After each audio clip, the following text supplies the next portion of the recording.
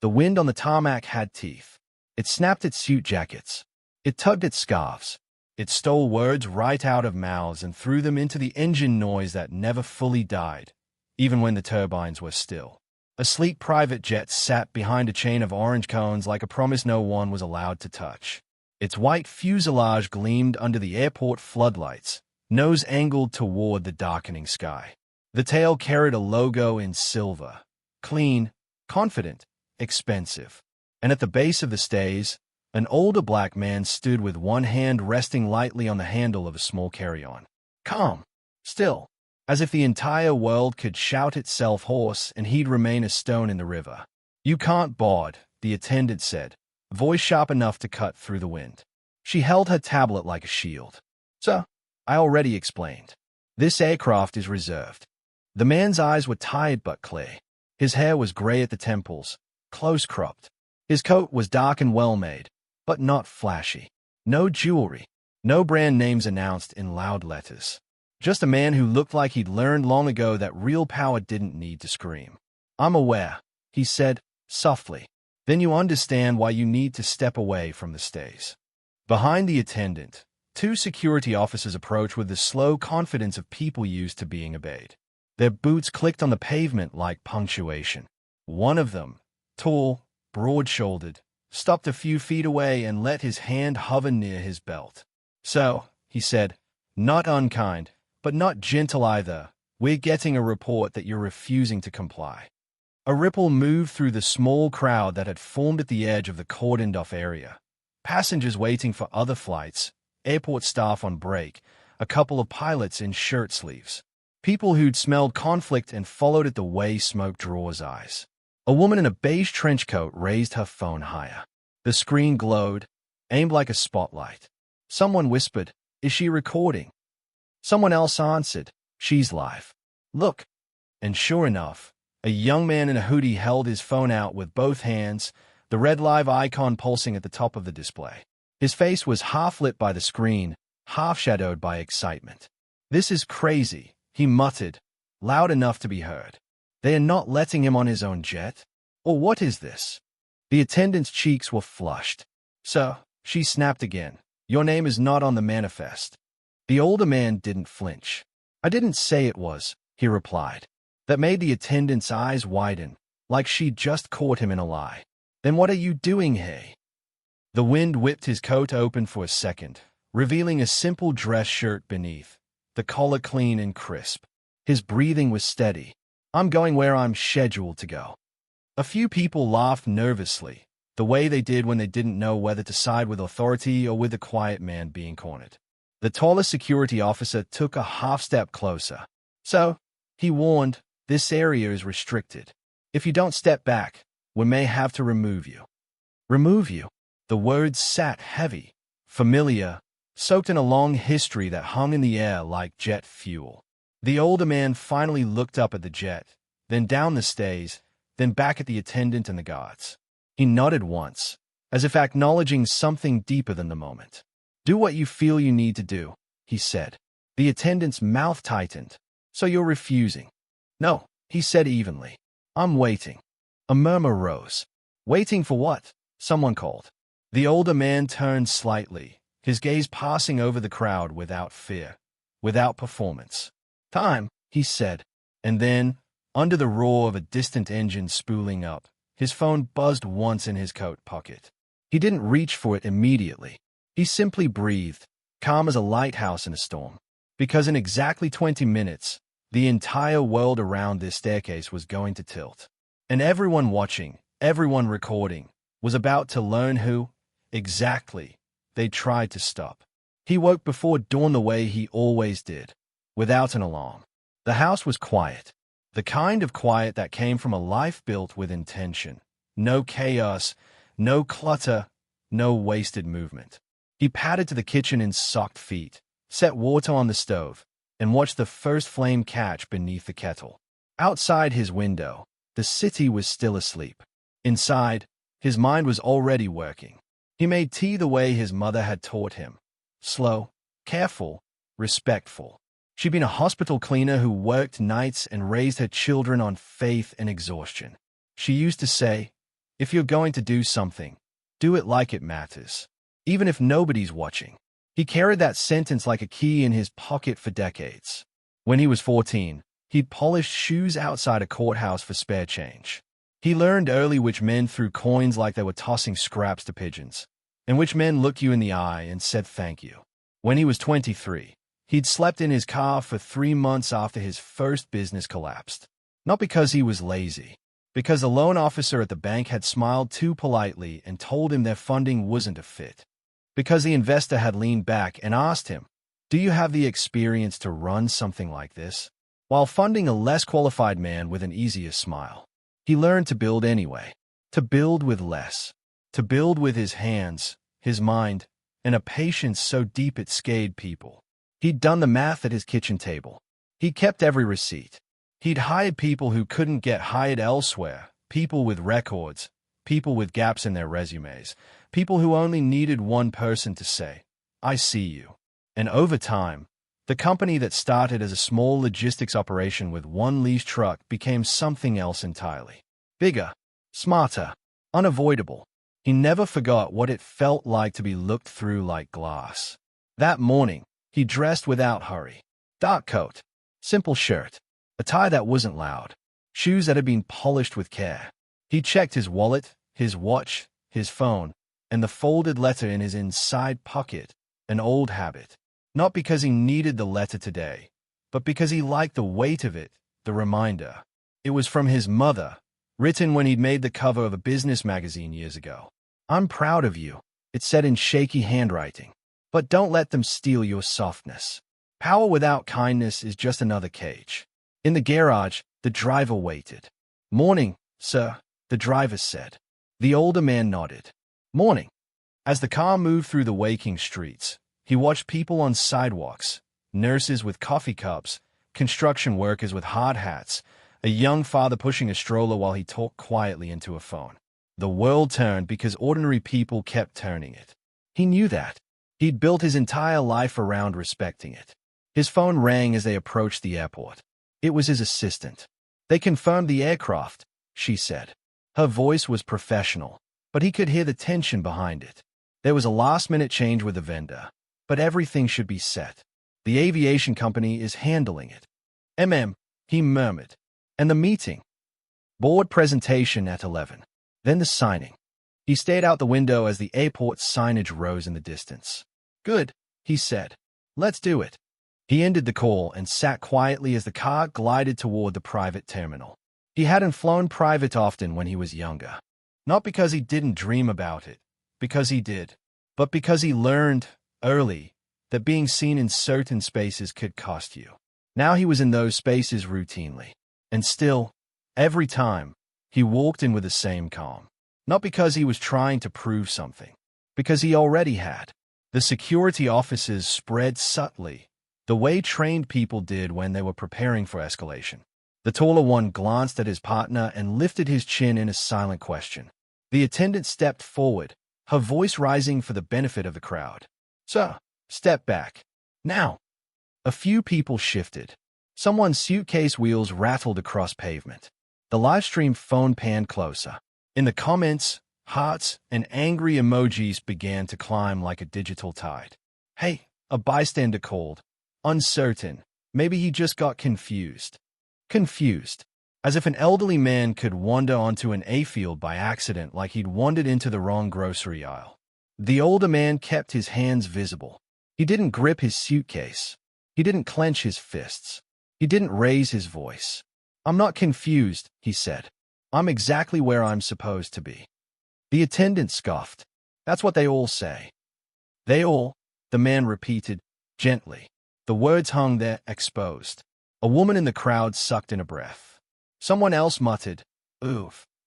The attendant blinked, as if she hadn't realized what she'd just revealed. The shorter security officer, nervous energy in his shoulders, stepped in. "So," he said, "do you have identification?"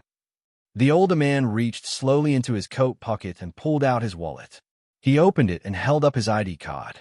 The officer took it with 2 fingers, like it might burn. His eyes moved across the card. His brow furrowed. He handed it back too quickly. This doesn't match the manifest, the officer said, louder than necessary. The older man slid the ID back into his wallet. That's because you're looking at the wrong list, he said. The attendant laughed, sharp and brittle. Are you saying our system is wrong?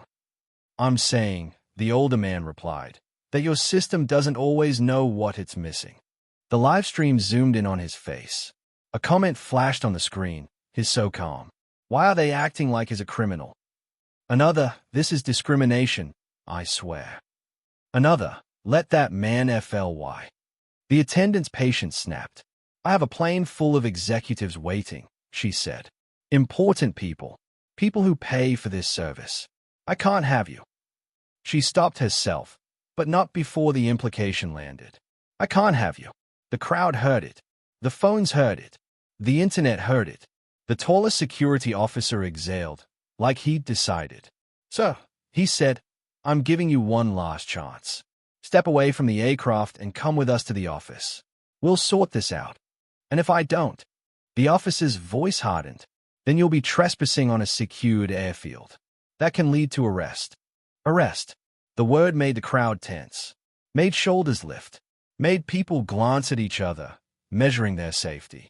The older man didn't move. I'm not going to your office, he said. The attendant's eyes flashed. Unbelievable. The taller officer motioned toward the older man's suitcase. What's in the bag? Clothes, the man said. The officer's partner spoke quickly. We'll need to inspect it. The older man tilted his head slightly. Why?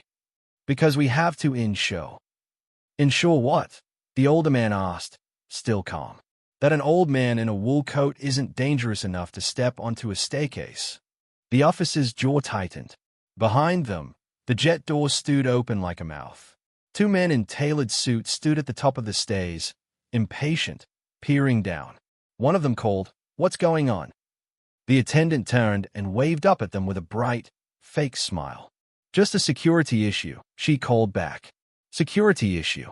As if the calm man below was a threat simply because he existed where she didn't expect him. The livestream comments accelerated. Security issue equals black man with a suitcase. This is sick. He hasn't done anything. The older man's phone buzzed again. Once, then twice. He glanced down at his pocket, as if finally deciding it was time. The attendant snapped, "Stop stalling." He slowly reached into his coat, pulled out the phone, and looked at the screen. His expression didn't change, but the atmosphere did, because he smiled, just slightly. Not smug, not triumphant, just certain. He looked up at the attendant. "I told you I was waiting," he said. Then he answered the call. "Yes," he said into the phone. A pause. "I'm on the tarmac." He listened. The taller security officer frowned. "Sir, you need to." The older man lifted one finger. Not rude, just a gentle request for a moment. "Yes," he said again. "They are here." He listened. Then he said, "All right." He ended the call. The attendant crossed her arms. "Who was that?" "Your lawyer." The older man looked past her, past the security officers, toward the gate where vehicles entered the restricted area. "Someone who can read a contract," he said. A new sound approached, low, official, heavy. A black airport operations SUV rolled onto the tarmac, lights flashing but no siren. Behind it came another vehicle. Sleeker, more expensive. A car that didn't belong to airport staff. The crowd leaned forward as one. The live stream shook as the person holding the phone gasped. The attendant's face paled. The SUV stopped hard near the cones. A man in a reflective operations jacket stepped out quickly, tablet in hand, eyes scanning. He looked irritated.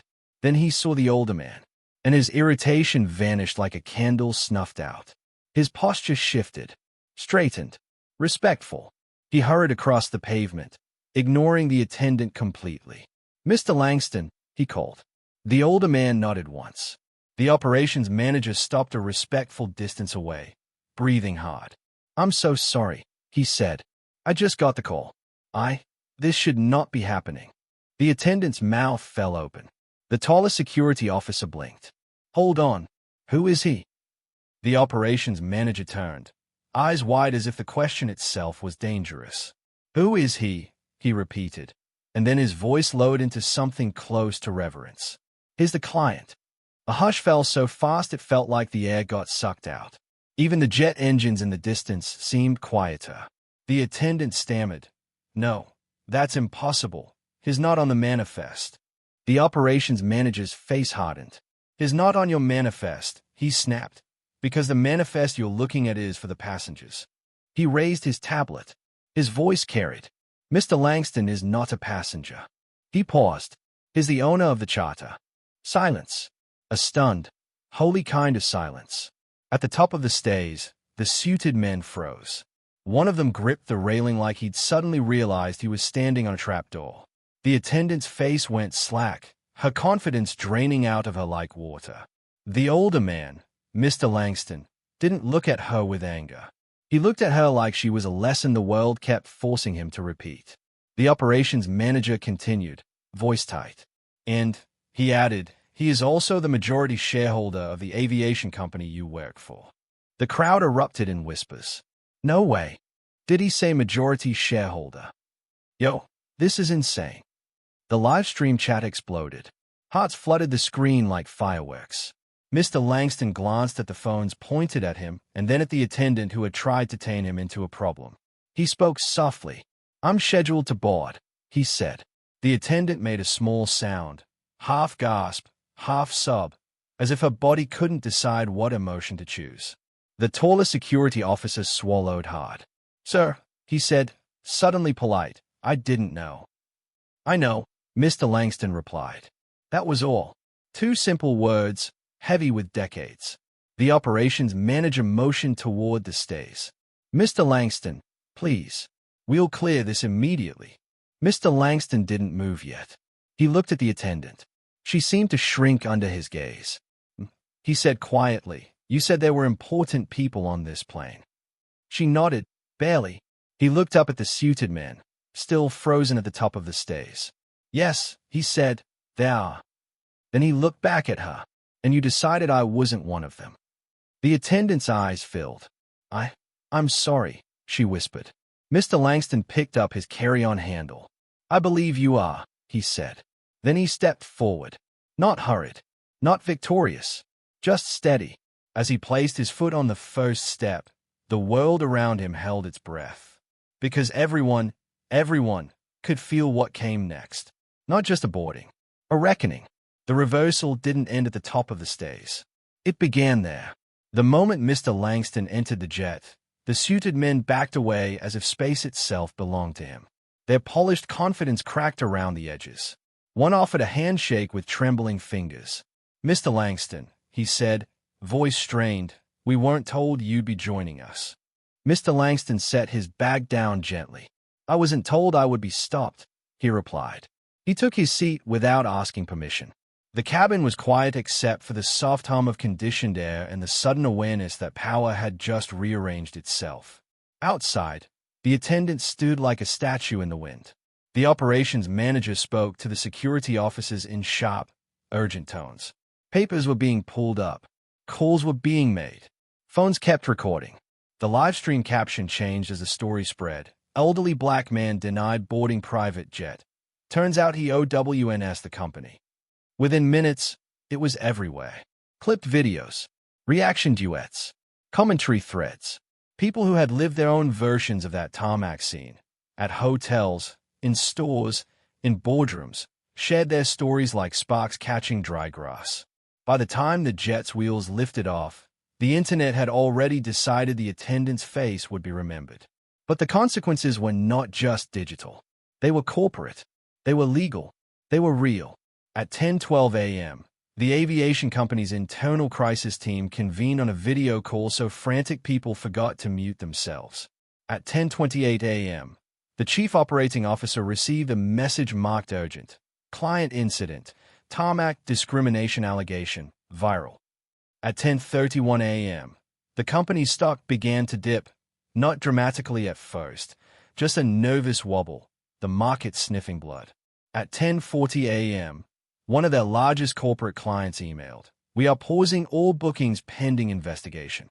At 10:45 a.m., a civil rights attorney posted publicly, "If this man wants counsel, I'm here." At 11:05 a.m., a regulator from the airport authority requested incident reports, security logs, and camera footage. At 11:20 a.m., the company's board received a brief, devastating note from Mr. Langston's assistant. Mr. Langston requests the immediate suspension of all employees involved pending investigation. He will address the board personally today. The attendant, back at the terminal, sat in a small office with a bottle of water she couldn't swallow. Her supervisor paced. "What were you thinking?" he hissed. "I didn't know," she kept repeating, voice shaking. "I didn't know." He slammed his hand on the desk. "You didn't know what?" That he was important," the supervisor snapped. She flinched at the word, because the truth wasn't that she didn't know who he was. The truth was that she had decided who he couldn't be. The tallest security officer filed his report with hands that trembled. He wrote the words "refuse to comply" and then stared at them, feeling them rot on the page.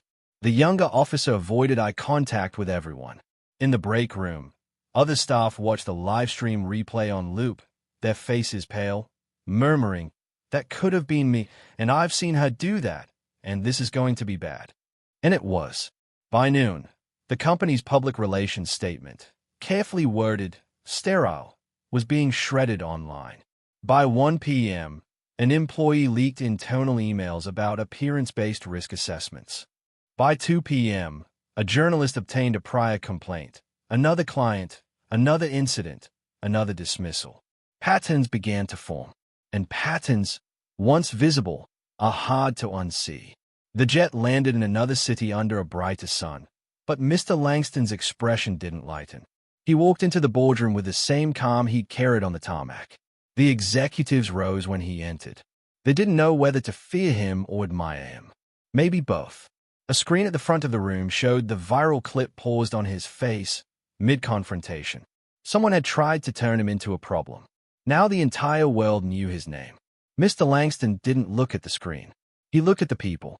He sat at the head of the table without ceremony. Then he spoke. His voice wasn't loud. It didn't need to be. "When I was a boy," he began, "my mother cleaned hospitals at night. She used to tell me that dignity is something you carry, not something people hand you." The room stilled. He folded his hands. "Today, on a tarmac, I watched an employee treat dignity like a membership card. Like something you earn by looking a certain way, sounding a certain way, standing in the right place with the right kind of confidence." He paused, letting the words breathe. "I didn't raise my voice. Not because I wasn't hurt. Not because I didn't feel it. But because I've learned something." He looked around the table, making eye contact, one by one. Bias feeds on reactions. It wants you to become what it expects so it can say, "See." Another pause. "I also learned something else." He exhaled slowly. "Power reveals people, but it also tests them." He turned slightly, his gaze sharpening. "I did not need to be stopped to know who I am. But the world needed to see how easy it still is for someone to decide another human being doesn't belong." The silence deepened. He nodded toward the screen without looking at it. "That video will outlive all of us in some way. It will be watched by children who are learning where they fit. It will be watched by workers who are deciding how to treat the next person in front of them." His voice softened. "And I want to be clear. This is not about destroying someone because they made a mistake." A few shoulders loosened, hopeful. Then he continued. "This is about accountability." The hope tightened into attention. Accountability means consequences. It means training isn't a checklist. It means policies aren't decorations. It means we don't protect a brand by hiding the truth. He leaned forward slightly. You cannot say you value people and then build a system that only values some. He let that sentence sit, heavy and clean. "Today, I was calm because I've had practice being calm in rooms where my humanity was questioned." He glanced down at his hands, then back up. "But nobody should need practice for that." His voice grew warmer, not weaker. "Kindness isn't soft. Kindness is disciplined. It's the decision to see someone fully even when your assumptions are screaming." He looked at the executives as if speaking past them, out into the world. If your first instinct when you see a stranger is suspicion, ask yourself why. If you feel more comfortable when someone looks like your idea of belonging, ask yourself who taught you that idea. He sat back. We will investigate. We will correct. We will change. Not because we got caught on camera, but because a person's dignity should not depend on whether the internet is watching. He paused. Then, quietly, I want a company that doesn't need a rich man to stand at the bottom of a staircase for people to act right. No one moved. Somewhere in the room, someone swallowed hard. Mr. Langston's eyes were tired again, but steady. This isn't revenge, he said. This is repair. Spring arrived with soft rain and new policies written in hard ink. The aviation company's logo still glinted on tails and letterheads, but the inside of the company didn't feel the same anymore. After the investigation, the results were released publicly. Not buried, not disguised. They admitted what everyone already knew. It wasn't one isolated incident. It was a culture problem. The attendant was terminated, yes, but not as a scapegoat thrown to the crowd. The report made it clear. She acted within a pattern of permissiveness. Supervisors had ignored complaints. Training had been rushed. Gut feeling had been treated like policy. Several managers were dismissed. 2 executives resigned. A compliance officer was hired from outside, someone with a reputation for turning diversity statements into measurable accountability. The company implemented body camera protocols for security interactions on private terminals. They required bias training that wasn't a 2-hour video but an ongoing program with audits and consequences. They created a hotline for complaints that didn't route straight back to the very people being accused. And they did something else, something that cost money, real money. They partnered with a community organization to fund scholarships for aviation mechanics and pilots from underrepresented backgrounds, creating apprenticeships with guaranteed placement. Not as a marketing stunt, as a pipeline. As a promise, the first scholarship ceremony was held in a hangar, folding chairs lined up under a wing. Mr. Langston attended without cameras invited. But cameras came anyway, because people were still watching him. Because that tarmac scene had become a symbol of pain, yes, but also of possibility. A young woman, newly accepted into the apprenticeship program, approached him after the ceremony. She was nervous, fingers twisting the strap of a bag. "Mr. Langston," she said. He turned and smiled gently. "Yes. My dad. He showed me that video," she said. "He cried." "He doesn't cry." Mr. Langston's expression softened. She swallowed. Thank you for not making it about anger. Thank you for making it about change." Mr. Langston nodded slowly. "There's a place for anger," he said. "But I've learned something." "What?" He looked past her toward the hangar doors where sunlight spilled in. "If you only burn things down," he said, "you still have to live in the ash." She blinked, absorbing that. He placed a hand over his heart briefly, a gesture more humble than grand. "I wanted something you could build on," he said. Across the country, the attendant had taken a job far from aviation. She didn't post online. She didn't give interviews. But one day, she wrote a private letter to Mr. Langston. It was shorter than an apology speech and longer than denial.